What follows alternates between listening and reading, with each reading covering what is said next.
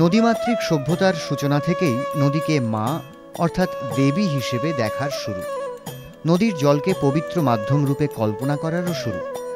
আবার স্নান করে নিজেকে পরিষ্কার পরিচ্ছন্ন করা মেটাফর হিসেবেও একে পবিত্র স্নানে পরিণত করেছে মানুষ।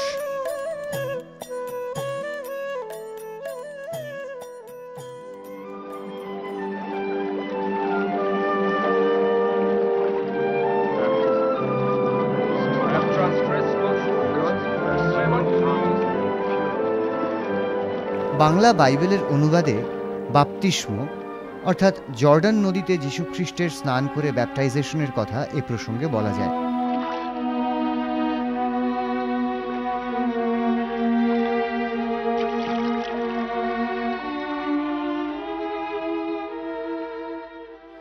খ্রিস্টধর্মের এই পবিত্র স্নান বা ইসলাম ধর্মের গোসল করার মতোই হিন্দুদের মধ্যেও পুণ্য স্নানের বড় ভূমিকা।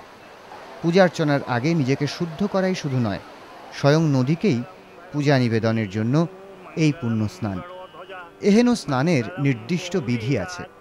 দিনে কবার, কখন, কিভাবে স্নান করতে হবে, হাঁটু জল না নাভি জল, কোথায় দাঁড়িয়ে মন্ত্রোচ্চারণ করতে হবে তাও নির্দিষ্ট। গঙ্গার আবাহনে বলা হচ্ছে, তুমি জন্মাবধি মরণ পর্যন্ত সমুদায় পাপ হতে আমাদিগকে রক্ষা করো। এক কথায় এটাই পুণ্য স্নানের বটম লাইন, অর্থাৎ আমার পাপ তুমি নাও, তোমার পুণ্য আমাকে দাও।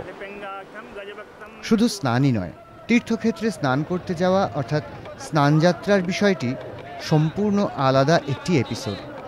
ভিন রাজ্য থেকে, ভিন দেশ থেকে হাজারে হাজারে মানুষ শুধু স্নানের জন্য ভিড় জমান বিশেষ কয়েকটি দিনে, বিশেষ কিছু জায়গায়।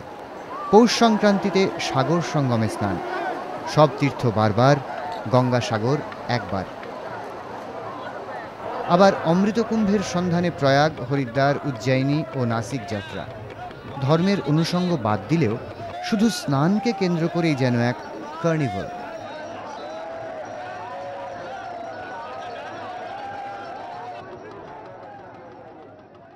নির্দিষ্ট তিথিতে আরও কিছু স্নান আছে, যেমন গঙ্গা দশহরায় ভাগীরথী নদীতে স্নান, শ্রাবণ মাসে শিবের মাথায় জল ঢালতে ভোলে বাবা পার করেগা, কিংবা স্নান পূর্ণিমায় জগন্নাথ দেবের স্নানযাত্রা মহোৎসব।